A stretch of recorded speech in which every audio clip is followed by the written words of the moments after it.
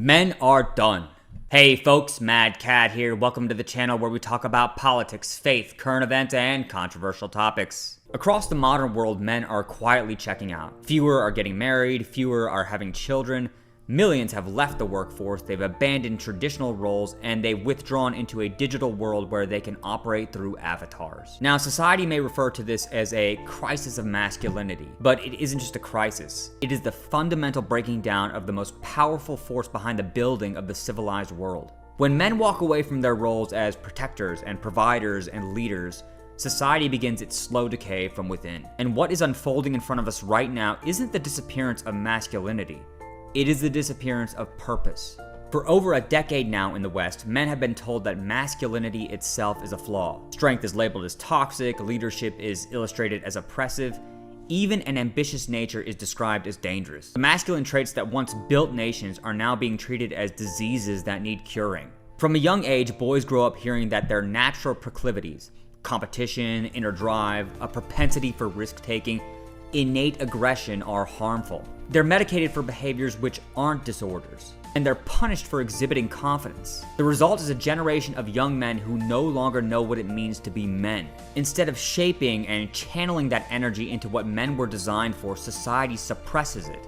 Even men who still want to build and lead and provide, they find themselves asking, what's the point? Marriage, one of the most sacred institutions known to humanity, has become a legal, emotional, and psychological minefield for men in the United States. Divorce courts routinely strip men of their parental rights and their income with very little investigation into the context of the divorce. But at the center of this collapse is the death of fatherhood. For all of recorded history, being a father gave men purpose, it gave them weight, it gave them meaning. A man's life wasn't just about his career or his image, it was about centering his life around something greater than himself. And today we have mocked the role of fatherhood so much that it has become a topic to joke about.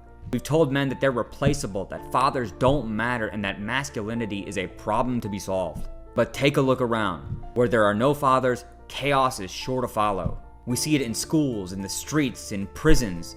We have entire generations of young men who have never had someone in their life to show them what strength with restraint actually looks like.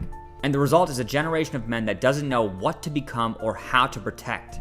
Society thinks it's empowering to dismantle the idea of fatherhood, but what it is really doing is removing the anchor that kept men grounded and families and communities stable. You can't build a society without fathers, and right now we are pretending that we can. When traditional paths lead to punishment or mockery, withdrawal becomes not just logical, it becomes necessary. A man can't dedicate his life to a system which no longer honors sacrifice or loyalty or masculine virtue, and so he steps back. And the irony is that men are not remaining idle. They've simply found new outlets, or rather new addictions and sedatives.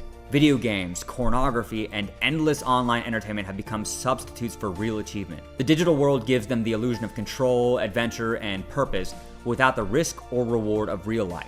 But the victories that are won through these outlets are not successes in any measurable way. They don't build, they don't last, and they do not satisfy the deep need within a man to matter. What men truly crave is purpose, and the modern world has done everything possible to erase it. When men remove themselves from the sphere of influence, everyone pays the cost. Families fall apart, communities are left in shambles, women are forced to fill the roles which men abandon, roles that they were never meant to bear alone. Societies are built on masculine energy harnessed for structure and leadership, the strength to defend the weak, the courage to endure hardship, and the discipline to build society. When that disappears, society doesn't just slow down, it comes to a screeching halt. And no society can survive the psychological death of its men. But the solution isn't to shame men back into motion. It's to give them meaning worth moving toward. Men need direction, not degradation. They need to be needed again by their families, their faith, and their communities. We need to restore the values that once gave men strength: discipline, honor, responsibility, and especially faith. A society which mocks these virtues cannot survive. Men are checking out because society has made it explicitly clear that they are no longer wanted or needed. That is not sustainable. The West will not endure with men in their current conditions. The only way forward is to recapture the masculine values which are indispensable in the progression of society. Mad Cat out.